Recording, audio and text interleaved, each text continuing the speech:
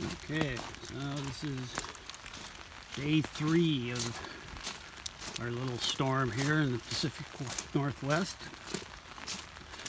So I checked the gauge, the stream flow last night, and it got up to, looked like it got up to about 4,200 CFS, and it started to drop a little bit, and then now it's coming back up, and I think at last check it was right about where it was again, 4,200. If it stays below 5,000 CFS, I will be amazed, because it did get warm enough to melt some snowpack. So there's the pond. I don't know if you can notice, but you see the muddy water underneath the pond water, the clear water. So the muddy water's coming in on that little low spot back there. And then it's actually more dense than the clear water that was in here before. So there's actually a layer. It's kind of cool.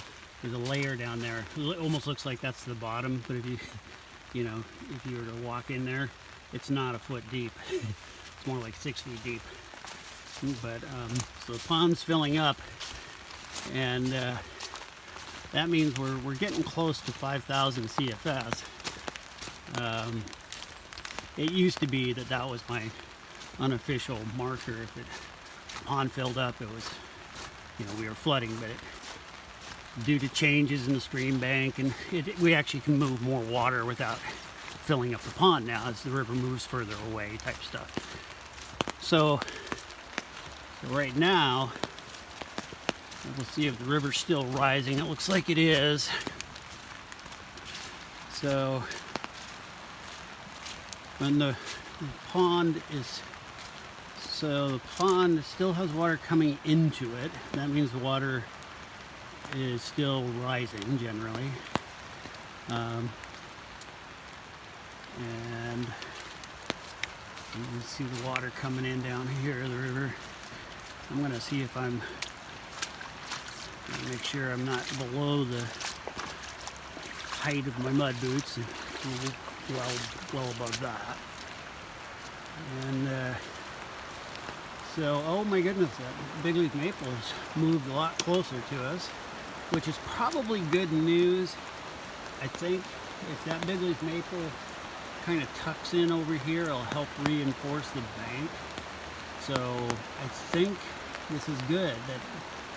I think the river's going to end up on the far side of the big leaf maple there. And I don't know if you can kind of make that out. It was a good 30 yards, maybe 20 yards further upstream. It's moved back now. So still not bad. This is not a flood. This is a high water event. This is not a flood because we haven't hit flood stage. We got to get clear up to about 6,500 CFS, which is to hit flood stage. But this is an interesting aspect of the rivers out in the Northwest, and this is common throughout the Northwest and BC and down into Oregon. These rivers flush. They do this multiple times a year. This is not record-breaking rain. This is not an unusual event. We call it a high water event, and there is some minor flooding that takes place. But it's interesting, the rivers on the west coast and in northwest in particular are really efficient at moving large volumes of water, because this has happened for millennia. You go back 1,000 years, 10,000 years, this has been doing this. It's not because of clear cutting. There is, the fact that we channelize these streams to minimize bridges and roads and stuff like that makes it so that the rivers are more narrow, and it looks maybe a little more dramatic because they're used to fingering all over the place in the valley. But in terms of the actual volume of water coming down, it's really about what it's probably been for a long time. So it looks like the maple is still moving right now, actually, as we speak. It looks like it's come down a little bit. I'm gonna try to hold the camera on it real still and see if we can actually see it move at all. That thing probably weighs 2 or 3 tons, and or more, actually, probably more. and it's just being pushed by the water downstream, which, you know, water current's got a lot of power to it. So I see I'm missing a lot of my fir trees. There's one right there, the ones that I planted. There's the county planted several. We planted about 150 in here. That's a bunch of them right there, but there was also another dozen or so out there. And they'll probably still be here, stuck in the mud in places and stuff. I'll be able to pull them back out and replant them or something. But the idea is to try and recapture the stream bank with indigenous species that help reinforce the stream bank and provide shading and all that stuff. So we still have some large woody debris coming down. That generally means the river's still coming up. When you see large debris, you know that the water is lifting it up and bringing it downstream. And when you stop seeing that, and it does, then that kind of tells you the river's coming down. But those are just general, that's old Kentucky, river gauging.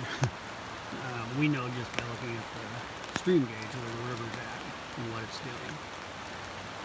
A lot of water, a lot of cold water, and it's snowing up in the mountains today. Yay, that's good. So we didn't lose our snowpack. This is there's definitely snow melt in this high water event, but I've been here and I've seen the snow. I've seen it years ago. I think it was 91.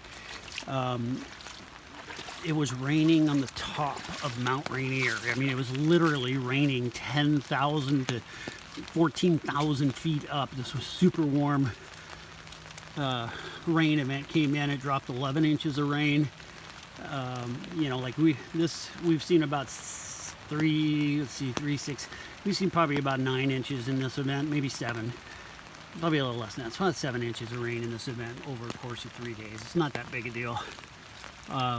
In the course of a week in 91, I believe we saw 11 inches of rain here. And not only that, but the snow level went up to over 10,000 feet. And that was the worst flooding I'd ever seen in my life. That was bad. And that was the flood. And that's the number 1 on the top 10. Right now, this is not even in the top 10. It would have to get about up to there, and I'll walk up here and stand on it. It has to get up to the top of this dike and begin flooding through there, which it has done, to break the top 10. So far I think we've lucked out, but we're not done yet. I don't think we've hit the peak yet, and see the water, the muddy river water coming into the pond, creating the illusion of the bottom. And I see some of my ducks are floating around out there, my decoys. And there you go, there's your update.